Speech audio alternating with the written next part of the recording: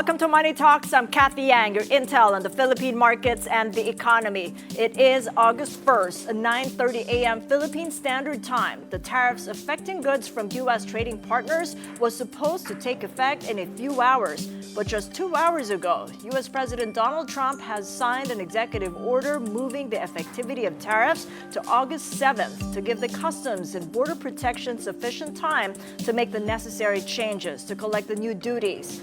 Another one-week reprieve for America's trading partners, including the Philippines, which managed to negotiate a deal, starting from President Trump's April 2 Liberation Day tariff rate on the Philippines of 17%, far lower than any other ASEAN nation, except for Singapore, which was dealt with a 10% tariff. This 17% tariff rate soon turned into a uniform 10% when Trump decided to pause implementing the tariff rates across all trading partners to give time for negotiations to take place. And then came the slew of letters from the Oval Office, and where a handful of trading partners received corresponding negotiated tariff rates. The Philippines, in this instance, was dealt with an upwardly adjusted tariff rate of 20%, 3 percentage points higher than first announced. And the rest of the other trading partners' negotiated rates turned out lower than the original. Japan, South Korea, the European Union all got 15% tariff rates. And just this morning, Canada walked away with much higher levies of 35% from the original 25%. The White House also announced the new rates for our ASEAN neighbors Thailand and Cambodia after both countries brokered an immediate ceasefire. Each got a 19% tariff. Taiwan, meanwhile, received a 20% levy, while Switzerland 39%. In an official visit to the U.S. last week, President Bongbong Marcos' meeting with Trump yielded a 1 percentage point discount, or a 19% tariff rate as of today. That is 2 percentage points higher than the original 17% dealt the Philippines back on April 2. As the tale of the tariff tape goes, the Philippines has gone from 0% duty rate to 19%, slapped on everything from printed circuit assemblies to insulated ignition wiring sets to electronic integrated circuits, all of which are top U.S. imports from the Philippines. And although the U.S. asked for a zero tariff for all their goods entering our country, the Philippines trade negotiators have said they've offered an open market and zero tariffs only on certain goods, mostly those not mainly produced locally, like automobiles, soy, wheat, and pharmaceuticals.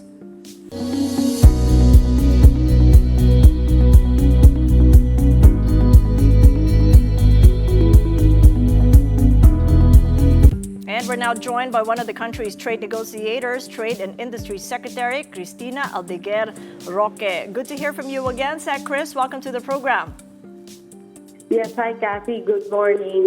Thank you for having me. Yeah, a lot of breaking news over the past few hours. Trump setting tariffs before the deadline with between 10 to 15% of baseline rates. And we're also getting reports that it's all going to effect in the next 7 days. So that's about August 7th. What more can you tell us? Actually, we haven't gotten ours yet, so we're still actually waiting. Okay, you're actively waiting from the White House because my understanding is you have been actively negotiating from 20%, from 19% with the intention of bringing that down further to 15%. Is that correct? Actually, they gave us a 19% tariff, so we're not sure what the next step will be for them, if they're going to bring it down or we retain the 19% tariff. Actually, the ball is in their court. We are just waiting for them to advise us. Advise us on the condition of what? Did we provide further concessions or any other? Advise us on the amount. No, advise us on the percentage of the tariff. Right, because I did gather from one of the reports that you had been hoping that we could get at least 15%. So that's a 3 percentage point of a discount. Yes, of course, that was our plan when we went to the U.S. But again, we are not sure what we will be getting. So it's really a wait and see for us. Okay, so is there a chance for... Yeah.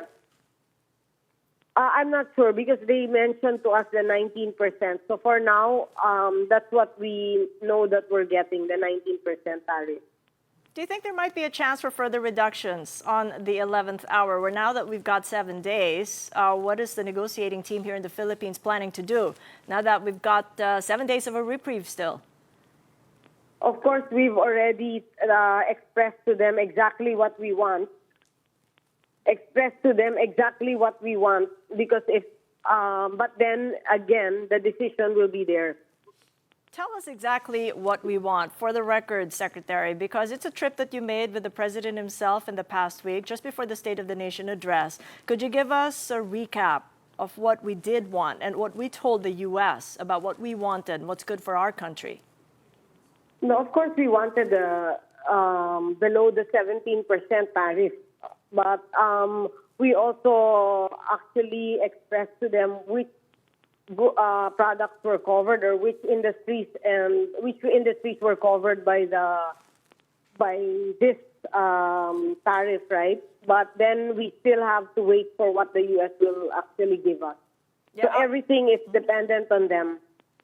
Our understanding is what the U.S. wanted was blanket tariff concessions on all products, as Vietnam had agreed to. Yes, they wanted an open market, meaning all products, but we could not give all. Why not? Because it will hurt the farmers and it will hurt the industries in the Philippines. So giving all would actually not be good for our country. It is interesting how you picked and chose 4 items here: cars, wheat, soybeans, and pharmaceuticals. What was the process of thinking with the fellow negotiators in the panel on how to pick and choose what to open up to zero tariffs, U.S. imports to zero tariffs? Yes, okay. For the wheat, and of course, that will bring down the prices of, let's say, bread and other products that really use wheat. So, and we don't have any manufacturing or any production of wheat in the Philippines. So that one is okay. And then for the pharmaceuticals, healthcare is very important for the Philippines. And if we bring down the pharma to zero tariff, then that would mean people can actually buy medicines at a very low price. Because that's also what we need here. We have 115 million Filipinos in the market for pharma products is actually so big. And another thing is also the medical equipment, which we actually need. We need to strengthen our health care and the health sector of our country. So those are the things that we can offer. And then for the automobiles, we don't produce cars here. So to bring in their automobiles is with zero tariff is also okay. Yeah, so all this augurs well to the consumer, because that would mean lower prices on goods with these inputs like from soy, wheat. But how soon will the consumer here in the Philippines feel zero tariffs on all these 4 products? We are not sure exactly when, but once we get the information, we will definitely inform the public.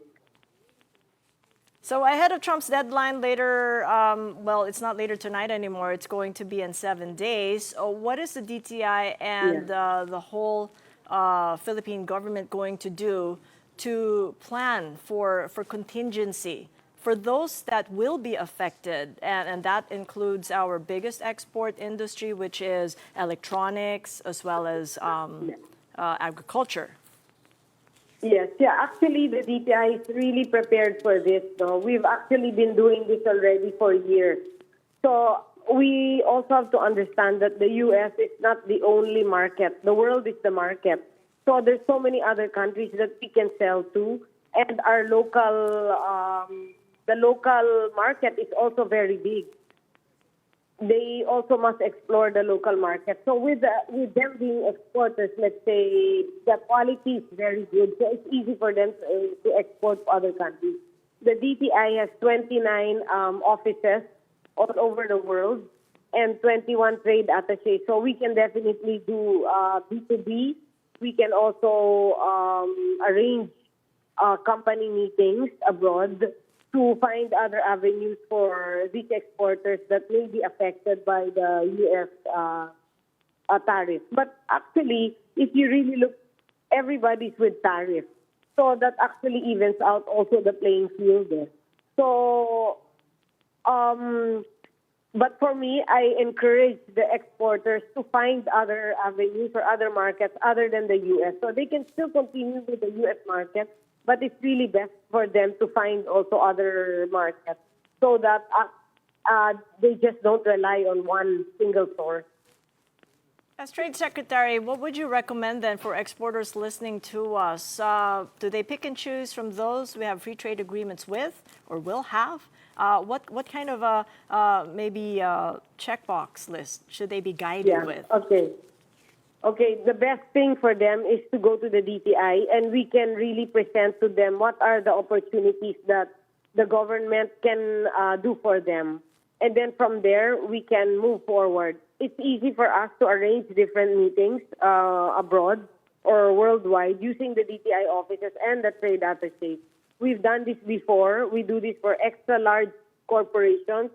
We do this for large, and we do this also for small and medium enterprises. So the success rate of this B2B and the trade missions and meetings is very high. So they should take advantage of what the government and what the Department of Trade and Industry can offer to them. Well, let me pick up on the MSMEs because that's also what the President did make a mention of during the State of the Nation address. How is the DTI enhancing the support ecosystem for the micro, small, and medium enterprises, especially in terms of not just financing, but digitalization, trade facilitation, and export market access? Yeah, actually, there's a lot of programs for the MSMEs. You know, we also launched like a few months ago the B2B marketplace, the DTI B2B marketplace, which is the largest marketplace for all Filipino products. So that's for both local and global use. You know, they can access the products both locally and globally.